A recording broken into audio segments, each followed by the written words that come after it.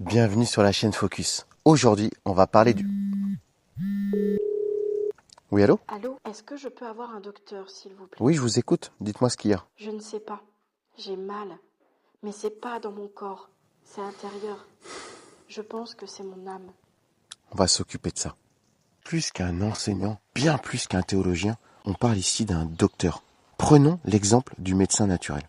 Avant d'exercer, un médecin doit étudier. Il passe des années à apprendre les fondements pour que chaque diagnostic repose sur une base solide. Il en est de même pour le docteur spirituel qui s'appuie sur la parole de Dieu. Ce n'est pas son opinion qui guérit, c'est la parole qui agit. Et en ce qui me concerne, c'est une vérité que je garde toujours dans mon cœur. Avant d'enseigner, avant de diagnostiquer, avant de soigner qui que ce soit, je dois d'abord moi-même me laisser soigner par Christ.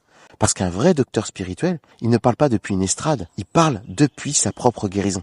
C'est seulement à cette place-là, celle de l'homme qui se laisse toucher et transformer, que je peux transmettre une vérité qui guérit vraiment.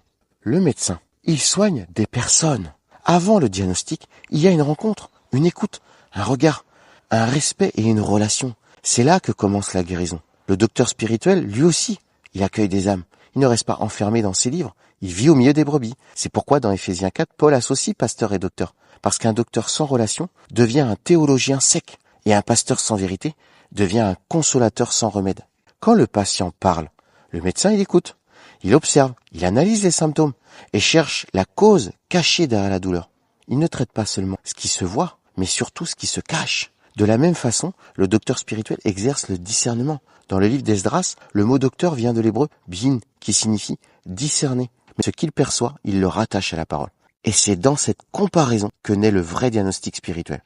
Ensuite, il y a le traitement. Mais un médecin, il ne donne pas le même traitement à tout le monde. Il adapte sa prescription à la personne, à son corps, à son histoire. Le docteur spirituel, il fait de même. Il enseigne selon le besoin, selon la saison, selon le cœur. Ses paroles deviennent des soins spirituels et ses enseignements des remèdes personnalisés.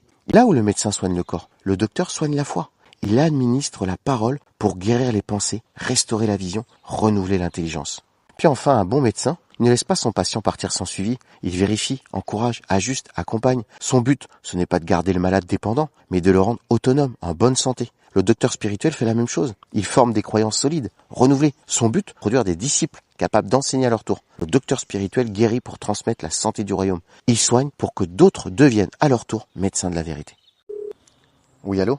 Allô, docteur? Merci pour votre vidéo. Mon âme est restaurée à l'écoute de sa vérité. Merci beaucoup. Merci Seigneur. À très vite sur Focus.